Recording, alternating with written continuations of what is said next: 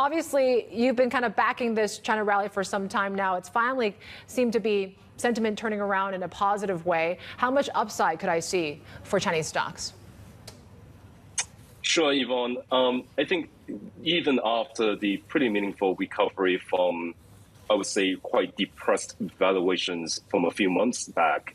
So if you take a step back, on March 15th, the market hit the bottom in terms of valuations. At that time, the market was trading on 8.6 times forward earnings. Now we're back up to about 11 times. And I think it's quite clear in terms of the price movements over the past few months. And despite that, we still think that from a macro perspective, China is essentially on the right side of the equation when it comes to a number of macro concerns that investors are very focused on right now. These concerns include, number one, growth. Now, if you think about growth momentum going into the next 2 quarters, we think sequential growth is going to improve quite meaningfully from a low base in China. Whereas for the rest of the world, it seems like growth momentum is going to moderate. So I think the growth differentials are going to open up between China and the rest of the world. Secondly, from a policy standpoint, it's quite clear that China policy easing is in motion. But again, when you put China in a global context, everyone else, essentially outside of China, is tightening policy pretty aggressively. So I think that growth and policy tailwind is going to be in China's favor, at least over the next 6 months. Earnings growth is certainly going to be one headwind, I'm guessing, given that people are still forecasting for a dramatic slowdown this year. I'm looking at CSI 300 consensus earnings estimates. It's still around 17%. Is that still too optimistic in your eyes? I think the answer is yes. So we've been arguing that, particularly for consensus earnings expectations so far this year, the consensus is just way too optimistic. So we've been arguing that for this year, EPS year-on-year growth should be at around 4 to 5%, and we've been holding that view for the past 6 months. Now, if you look at MSCI China in particular, growth expectation has come down from 14% at the beginning of the year to around 7 to 8% right now. So from that standpoint, I think there's still further downside risks to earnings, particularly over the next few months, and we think that the earnings downward revision cycle is still very much in motion. But having said that, as I go back to the point I mentioned earlier about valuations, we are now trading at 11 times, still below historical averages. And if we do get more policy catalysts to come through and growth improvement to materialize, we think that there's still some moderate upside in terms of valuation recovery. You're in the U.S. You said you're finally able to have some face-to-face meetings with investors, with clients. And you mentioned about how there's a little bit more optimism offshore than what you're seeing in onshore, particularly where turnover or margin lending is concerned at the moment. Why do you think positioning is still so light? I think clearly when I speak to U.S. investors, sentiment has improved quite meaningfully over the past few months, precisely for the macro reasons that I just talked about. But I would say, even though people talk more positively, I think when you look at some objective data points, they all suggest that investors are still pretty cautiously positioned in Chinese equities.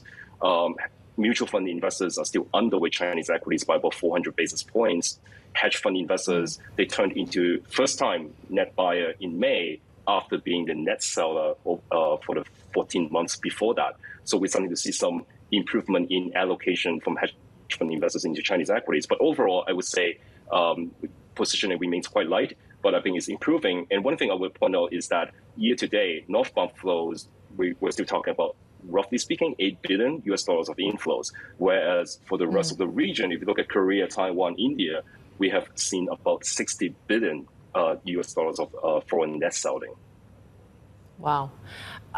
What's your view on tech now? I mean, it seems like tech has been one of the leading sectors that's driving a lot of this rally.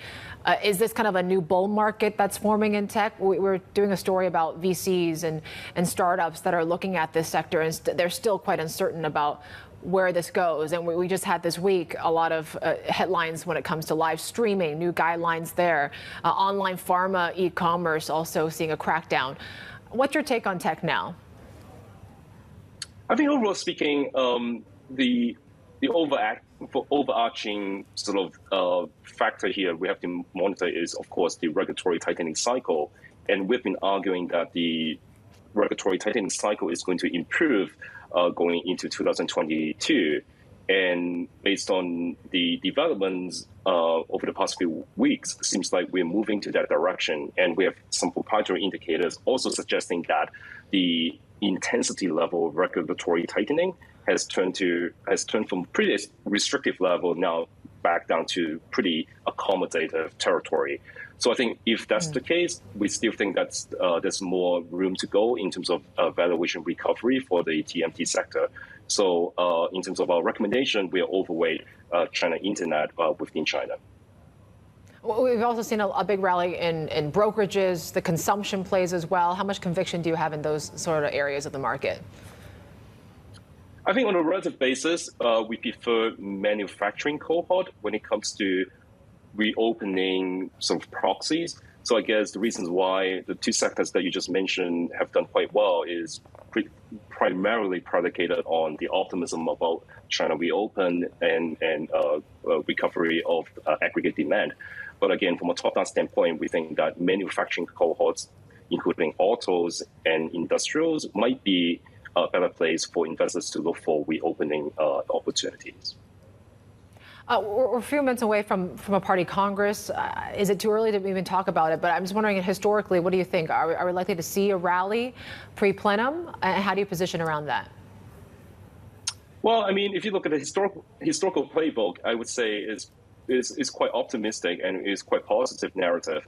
So when we look at the past 5 cycles, i.e. 25 years, the equity markets, both onshore and offshore, they tend to do quite well going into the party Congress 3 to 6 months before that. So I think right now it seems like we are in a sweet spot where growth is going to improve, policy easing is in motion, and you have that big political event coming up. So as I said, I think the tactical setup for Chinese equities looks pretty compelling from here.